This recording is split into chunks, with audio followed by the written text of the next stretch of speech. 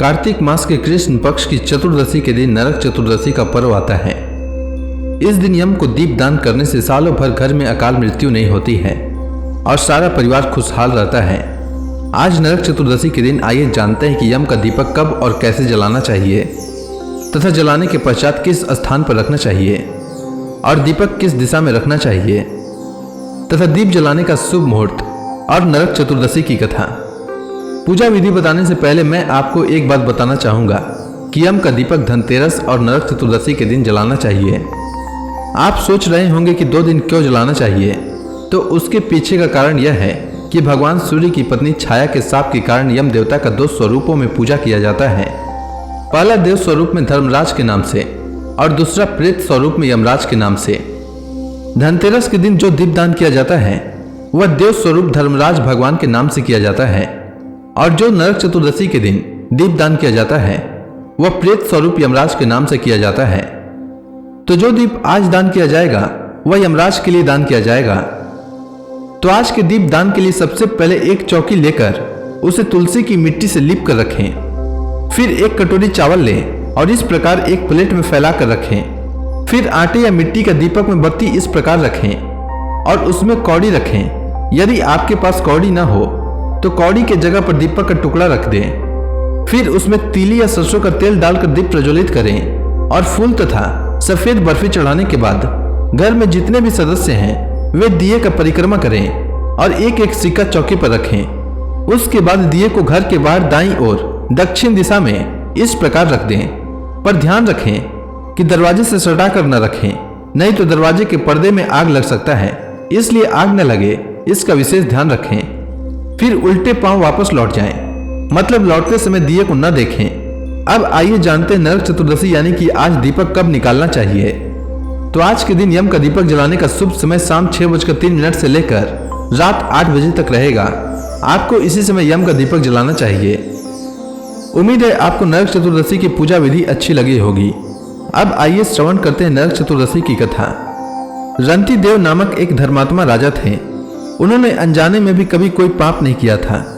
फिर भी जब मृत्यु का समय आया तो यमदूत उन्हें नरक ले जाने के लिए आ धमके। राजा ने कहा कि आप मुझ पर कृपा करें और बताएं कि मेरे किस अपराध के कारण मुझे नरक जाना पड़ रहा है। यह सुनकर यमदूत ने कहा कि हे राजन, एक बार आपके द्वार से एक ब्राह्मण भूखा लौट गया था। यह उसी पाप कर्म का फल है। यह सुनकर राजा ने यमदूत से 1 वर्ष का समय मांगा। तब यमदूतों ने राजा को 1 वर्ष का समय दिया। राजा अपनी चिंता लेकर ऋषियों के पास पहुंचे और उन्हें अपनी सारी कहानी सुनाकर उनसे इस पाप से मुक्ति का उपाय पूछा। तब ऋषि ने उन्हें बताया कि कार्तिक मास के कृष्ण पक्ष की चतुर्दशी का व्रत करें और ब्राह्मणों को भोजन करवाकर उनके प्रति हुए अपने अपराधों के लिए क्षमा याचना करें। राजा ने वैसा ही किया जैसा ऋषियों ने उन्हें बताया था। इस प्रकार राजा पाप मुक्त हुए और उन्हें विष्णु लोक में स्थान प्राप्त हुआ। उस दिन से पाप और नरक से मुक्ति हेतु भूलोक में कार्तिक चतुर्दशी के दिन का व्रत प्रचलित हो गया। अब आइए श्रवण करते हैं नरक चतुर्दशी की दूसरी कथा। महाभारत काल में एक दैत्य था जिसका नाम था नरकासुर। नरकासुर को भौमासुर भी कहा जाता है। भगवान कृष्ण अपनी 8 पत्नियों के साथ सुखपूर्वक द्वारिका में रह रहे थे।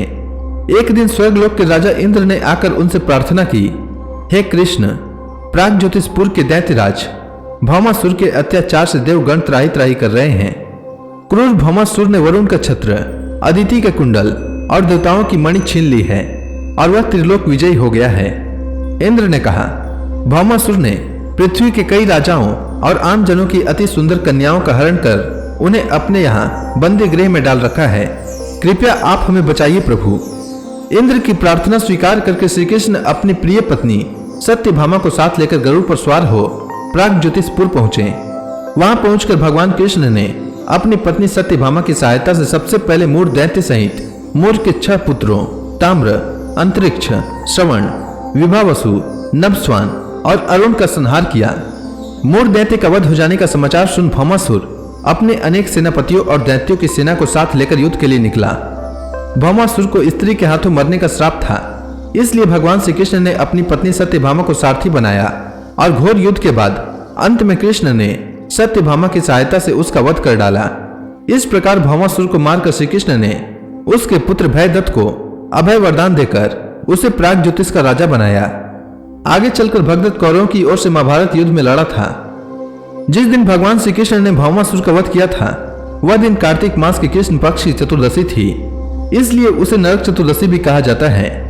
इस दिन श्री कृष्ण भगवान ने भौमासुर अर्थात नरकासुर का वध किया था और उसकी कैद से लगभग 16,000 महिलाओं को मुक्त कराया था। इसी खुशी के कारण इस दिन दीप जलाकर उत्सव मनाया जाता है। उम्मीद है आपको नरक चतुर्दशी की कथा अच्छी लगी होगी, तो प्रेम से बोलिए यम देवता की जय, श्री कृष्ण भगवान की जय, समस्त देवी देवताओं की जय।